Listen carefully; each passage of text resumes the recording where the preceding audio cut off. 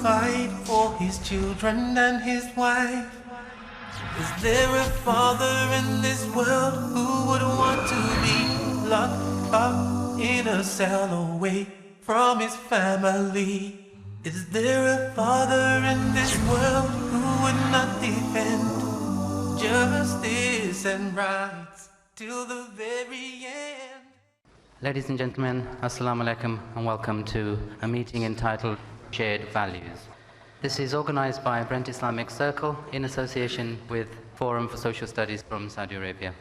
This is the first time that we've actually done an interactive meeting with Christian speakers.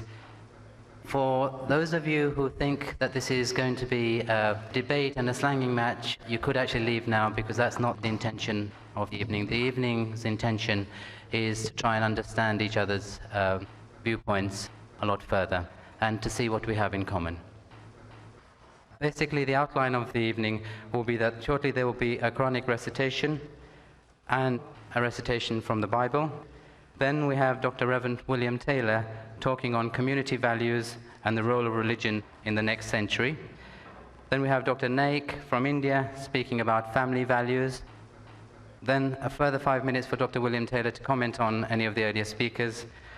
Between 10 and 11, there'll be an hour reserved for question and answers, and they will be purely written questions. There is paper on every seat. If anybody wants to ask a question, please just handwrite it and put it on one of the tables on the side, and we'll try and answer as many as possible. I'd like now to ask Brother Tayyib Sharif, who is an A-level student hoping to go to university this year, to do a Quranic recitation. Tayyib. أعوذ بالله من الشيطان الرجيم فما أوتيتم من شيء فمتاع الحياة الدنيا وما عند الله خير وأبقى للذين آمنوا وعلى ربهم يتوكلون وما عند الله خير وأبقى وما عند الله خير وأبقى للذين آمنوا وما عند الله خير وأبقى للذين آمنوا وعلى ربهم يتوكلون والذين يجتنبون كبائر الإثم والفواحش وإذا ما غضبوا هم يغفرون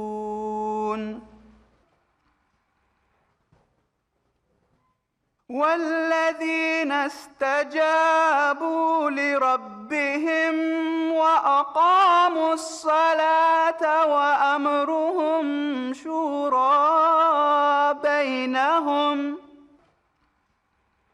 ومما رزقناهم ينفقون والذين استجابوا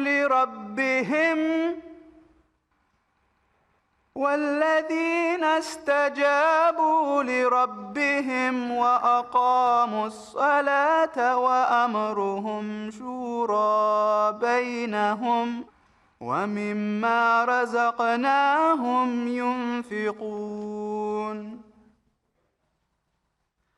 والذين إذا أصابهم البغي هم ينتصرون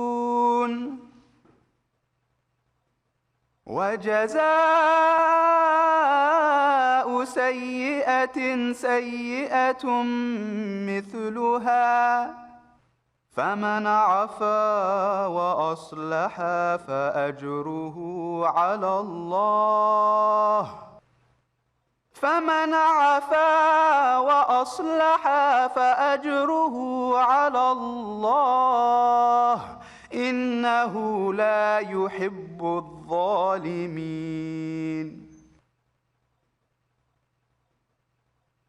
ولمن انتصر بعد ظلمه فأولئك ما عليهم من سبيل ولمن انتصر بعد ظلمه فأولئك ما عليهم من سبيل إنما السبيل على الذين يظلمون الناس ويبغون في الأرض بغير الحق أولئك لهم عذاب أليم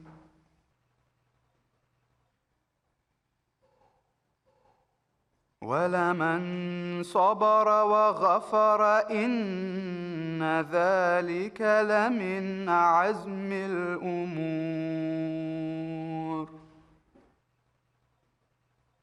ولمن صبر وغفر إن ذلك لمن عزم الأمور صدق الله العظيم. These are verses 36 to 42 of Surah number 42, Surah Shura. In the name of Allah, the most merciful, the giver of mercy. Whatever you are given here is but the enjoyment of this life. But that which is with Allah is better and more lasting.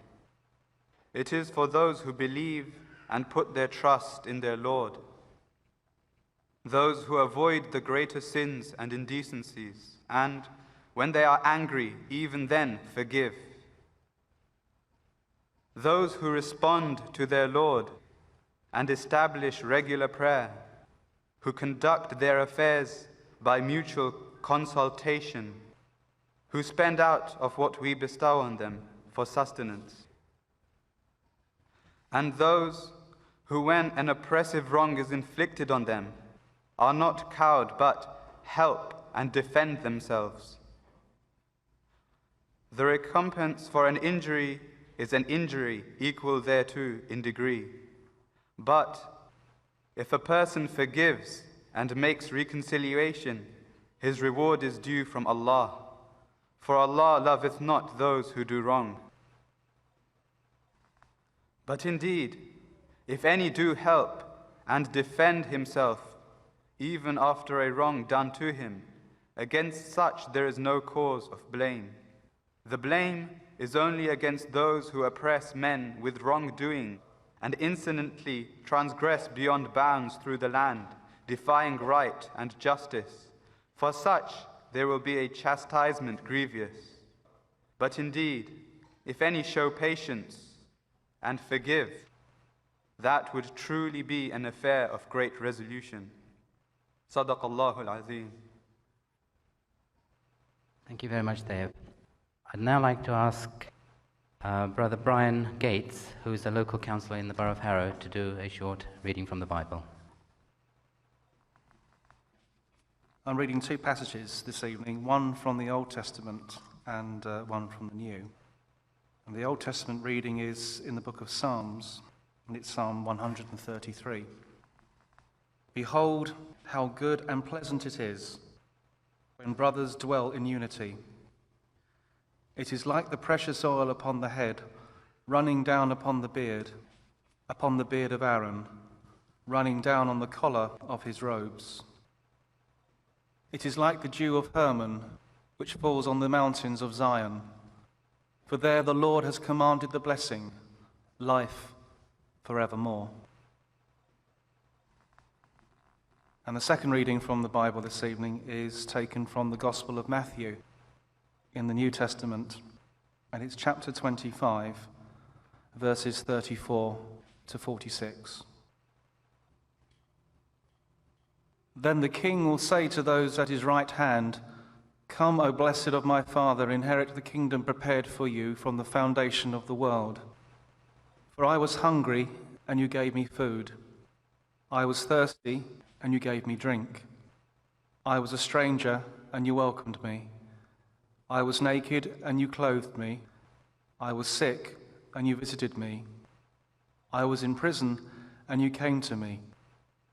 Then the righteous will answer him, 'Lord, when did we see thee hungry and feed thee, or thirsty and give thee drink? And when did we see thee a stranger and welcome thee, or naked and clothe thee? And when did we see thee sick or in prison and visit thee?' And the king will answer them, 'Truly, I say to you, as you did it to one of the least of these my brethren, you did it to me.' Then he will say to those on his left hand, 'Depart from me, you cursed, into the eternal fire prepared for the devil and his angels. For I was hungry, and you gave me no food. I was thirsty, and you gave me no drink. I was a stranger, and you did not welcome me, naked, and you did not clothe me, sick and in prison, and you did not visit me.' Then they will also answer, 'Lord, when did we see thee hungry or thirsty, or a stranger, or naked, or sick, or in prison, and did not minister to thee?' Then he will answer them, 'Truly, I say to you, as you did it not to one of the least of these, you did it not to me.' And they will go away into eternal punishment, but the righteous into eternal life." Thank you very much indeed.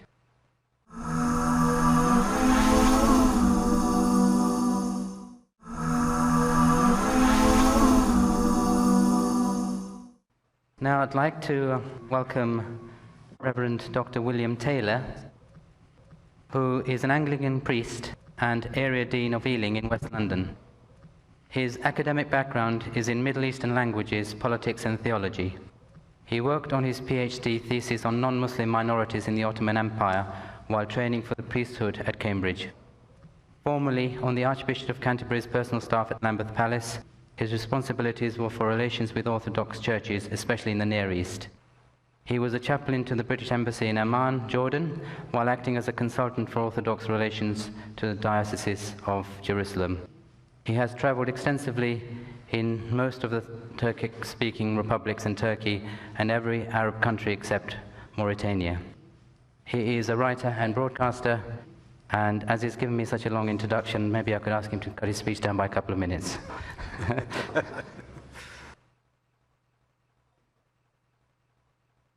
I'm very grateful for this opportunity to be with you this evening and to listen to views and to share my own based on my own experience of working with Islam in the Middle East and in this country. My subject is one which I believe is especially important at the moment to all societies, and particularly to those who are in a position to effect change within society.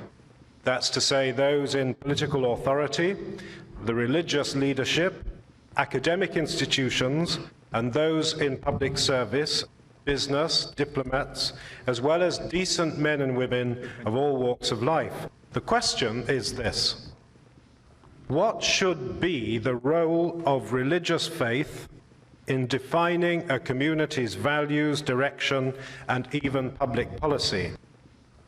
We can be sure of one thing: this question is not going to go away, even in the liberal secular West.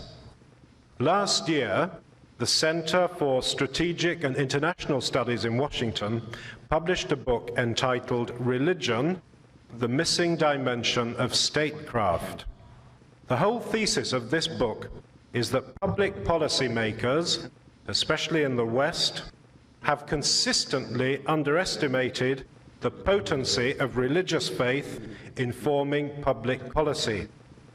In Western policy making, who could have predicted, for example, the explosion of so-called ethnic and religious fervor which marked the collapse of the former Yugoslavia? In any case, such foresight would, I believe, have demanded more historical education than our political classes have been known for. Similarly, the religious leadership must play a more dynamic and creative role in conflict resolution.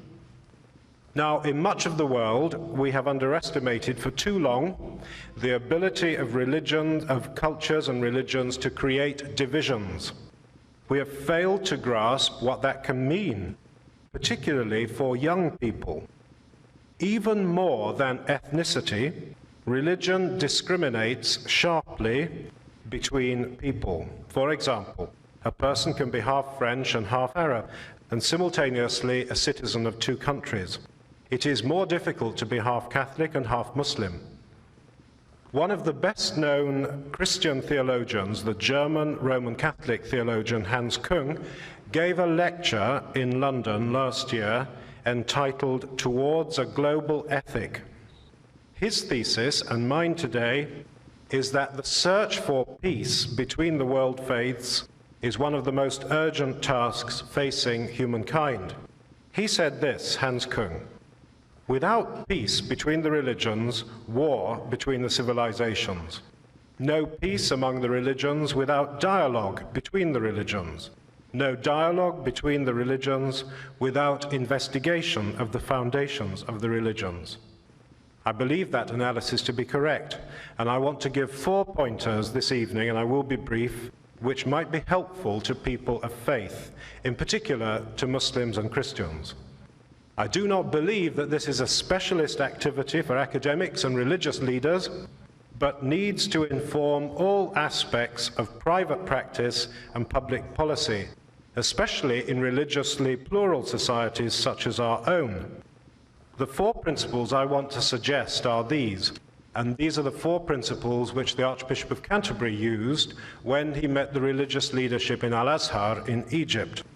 And this is speaking especially in Christian relations with Islam. Firstly, friendship, not hostility. Secondly, understanding, not ignorance. Thirdly, reciprocity, not exclusivism. And fourthly, cooperation, not confrontation. And I'll briefly elaborate these headings. So firstly, friendship, not hostility. I choose to use the word friendship rather than the word tolerance. Tolerance, I believe, is often linguistically misused to mean an indifference towards those things we don't particularly care about. For example, I tolerate your smoking, but it really gets up my nose. True friendship is the context where differences can be held harmoniously and where mutually exclusive beliefs can be held without antagonism or hatred. Dr. Albert Hourani, a world-class scholar of the Arab and Muslim world, wrote this: "Nobody can write with meaning about the world of Islam if he does not bring into it some sense of a living relationship with those of whom he writes." Now, Hourani's description of a living relationship is vital in any dialogue, either between individuals or between institutional religions on a more formal level. This is not just an exchange of ideas, but is also much more simple in these terms, in exchange of hospitality and human kindness. In any case, the practice of hospitality is central to all the major world faiths. It certainly is to Islam, and has shaped many cultures, not least the kaleidoscope of cultures which is modern multi-faith Britain. That's the first principle. Second one, understanding, not ignorance. I continue to find it extraordinary how ignorant people of faith are of each other, be they Muslim, Hindu, Sikh, Jew, Jain, or Christian. Yet ignorance is the most terrible of cultural diseases, for from it stem fear, misunderstanding, and intolerance. To take one example, Islam has been consistently misunderstood and misrepresented in the West, and it continues to be. Dr. Aziz Al-Ami, Professor of Islamic Studies in the University of Exeter, has shown how the Western caricature of Islam has typically gone through three phases. Prior to the 16th century Reformation, it was caricatured as intolerant and evil. During the 18th century Enlightenment, as strange and ridiculous, and in modern times as a faith to be feared. Professor John Esposito from Georgetown University, Washington, elaborated this in a paper given in Amman, Jordan, and I'm going to quote from it. He said this: "We live in a world in which it remains common to speak of or see headlines with these terms: militant Islam, resurgent Islam, fundamentalist Islam, Islamic bombs, Islamic extremism, Islamic fanatics, Islamic guerrillas, and Islamic terrorism." Even the former Secretary General of NATO caused a stir when he spoke of Islam as the new communism, a remark which brought criticism and a hasty retraction. This is a cartoon comic worldview, and in it Islam is perceived as a threat to Western civilization.